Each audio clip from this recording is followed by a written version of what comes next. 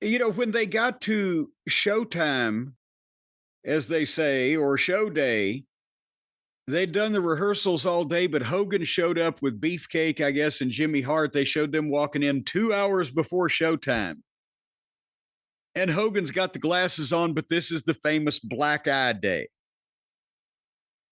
And the first thing that Taker does is bring up the Savage rumor without actually coming out and saying it, but then Steiner told it. And then apparently they showed Hogan what Steiner said on the fucking laptop, and Hogan was like, "Well, if that's the way he wants to tell it," or what was his comment? If that's the way he wants to Oh, tell it, no. that's fine. He said he made it sound like that's what Randy told him or something. Okay, the way he phrased it at one point was kind of like, well, maybe that's what he heard from Randy. That's what Randy said. Yeah. But that's what a lot of people have heard. I mean, you've talked about it in the past here on the show. That's the story you heard when you got there a few months later, right? Yes, and well, of course, Bruce told the jet ski story is what I heard, and Hogan told the jet ski story, and Brutus backed him up on it. But basically, he walks in with a giant black eye and stitches, and the story was that's when apparently Savage and Elizabeth had been having issues, and because Elizabeth was good friends with Linda Hogan, that Liz had gone to stay at their house, and Hogan didn't tell Savage where she was, or some drama to that effect, and Savage punched him. And Savage was making fucking thinly veiled allusions to it on commentary on the show. Yeah. Which they played here. Yeah. So, and by the way, knowing what we know now about Hulk Hogan, let alone Linda Hogan, you could understand why he was concerned at that point that his wife, who, whether right or wrong, had been with him like 24 hours a day, and when not with him, locked away. All of a sudden, she's with them. It wasn't just like she's with people who are trying to help her. She's with nuts. yeah. She's with a nut woman and a guy who will lie to anyone about anything. You could understand why Savage was upset. The jet ski story, how does that work? Well, how much does a jet ski weigh that it hit him in the face and he just had a neatly placed black eye? Well, that's the fucking other thing, is the story he tells is that he fucking hits a fucking wave and he gets thrown up in the air and flips over the jet ski, and he tries to tuck, but the jet ski lands on his face, and he's got, now the injury doesn't look too bad. It's a hell of a punch, but to be whacked with a flying jet ski, it's still only a black eye and a cut on the eyebrow. So, and also with him and Beefcake both, why don't they stay out of the water? They can't stay out of the water. So, and Beefcake backs up Hogan's story. For the record, Beefcake, well, of course he does. I don't even know if they get along anymore. That's why, and I don't know when this was filmed. And Jimmy Hart does, but he wasn't there. They just called him up and said, "Jimmy, here's what's going on," and he panicked. Yes, well, and that sounds about right for Jimmy. Oh God! What do you think? Baby. What do you think in your gut really happened? I think Savage punched him in the face, because just the fact that they are allowing in a company produced documentary, they're allowing Undertaker and Steiner to in various ways allude to it or tell the story, and they showed the clips of Savage even fucking playing ha-ha on commentary about it. Must have been a hell of a punch. He seemed like he was having a ball. If you watch any of that footage of Randy Savage that day. So I'm sorry, but even if he and Savage or Hulk and Savage were on the outs, Savage wouldn't do that in that way with that tone in his voice if a fucking jet ski had fallen on a guy's face. If a jet ski fell on his face, wouldn't he have more than a black eye? Well, of course he would. That's what I'm saying. Yeah, I don't understand. I mean, I don't know what Beefcake saw. I also don't know if they were partying. Maybe Brian Blair was there. Maybe someone could ask him. If Hogan showed up the day of WrestleMania and you were the promoter and he had a black eye, would you try to use that? They really didn't do anything to say, well, we just found out Money Incorporated attacked Hulk Hogan at the hotel before. They didn't do anything to build it into a story. Should they have? Well, see, maybe that might have been a thought, except if Hogan came to WrestleMania 2 hours, he's got a fucking black eye and stitches, right? This is not a goddamn torn ACL a fucking neck that needs surgery, a goddamn career-ending injury, you can fucking have a match. With DiBiase and Rotunda, obviously, they said, we knew to not stay away from his face.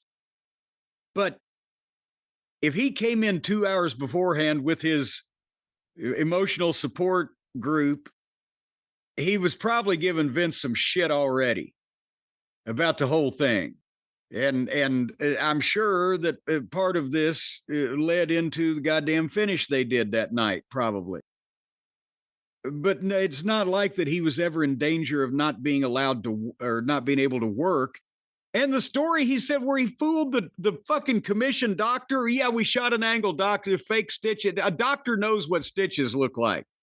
The athletic commission doctor saw a fucking wrestler with some stitches in his eyebrow and a black eye and took his blood pressure and passed him to goddamn wrestle. And by the way, if that's the story he was telling the commission doctor, again, why wouldn't he say, the heels were wrestling attacked me?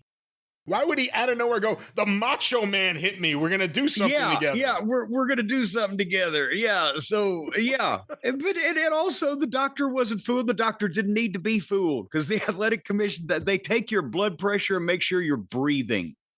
As long as you have a license that has been paid for and your blood pressure is not over the moon and you're obviously ambulatory, every athletic commission doctor I've ever seen would say, pass, friend.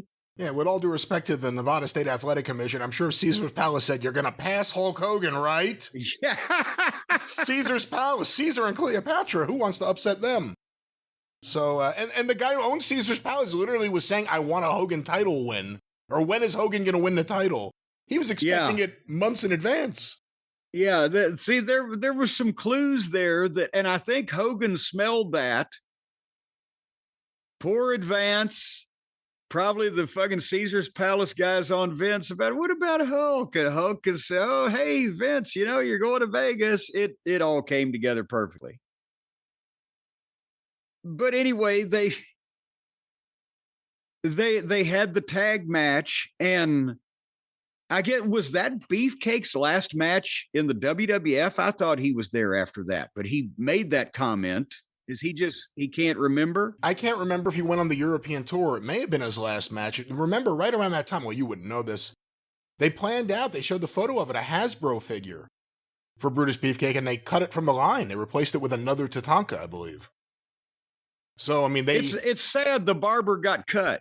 They quickly made a change to the barber, but it wasn't working. Brutus, for all of his deficiencies in the ring that people may point out, he was super over in 88 and 89 and 90. And then he got hurt. And, he never was able to recapture any of that feeling from the fan base ever again.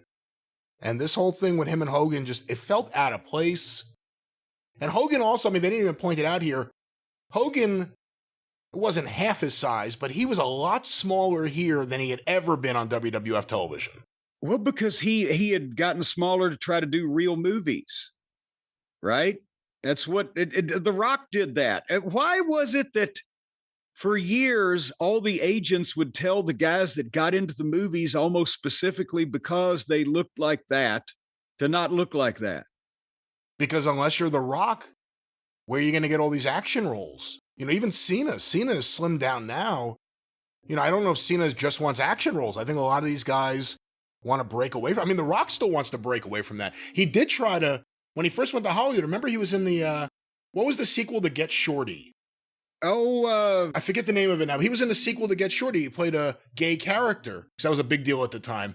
But he was really slim. If you look at The Rock in like 2002 to 2004, when he was still making wrestling appearances and acting, he wasn't very big.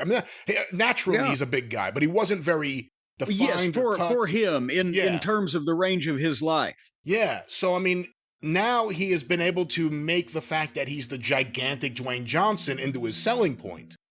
That wasn't the case then. He was trying to establish himself. But why can't a great dramatic actor also be 277 pounds and twisted steel and sex appeal? I don't know. It depends on the role, I guess. Like, Nanny with muscles or whatever roles Hogan had. Mr. Nanny. No, Mr. Nanny and Santa with muscles. Santa with muscles. Or Santa with Nanny. And boy, that was a stag film that went around on 8mm back in the 50s.